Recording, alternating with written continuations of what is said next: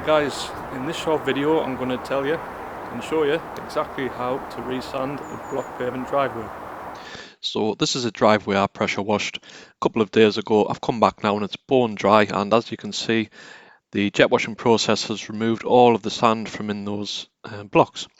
Now the sand you use is kiln dried sand, which is suitable for finishing block paving and patio slabs and joints, as it says there, and it's been specially dried, so it's ideal for spreading. Now builder sand would be too wet, so you must use kiln dried sand.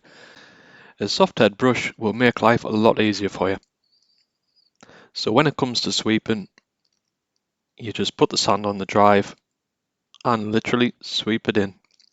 It's as simple as that.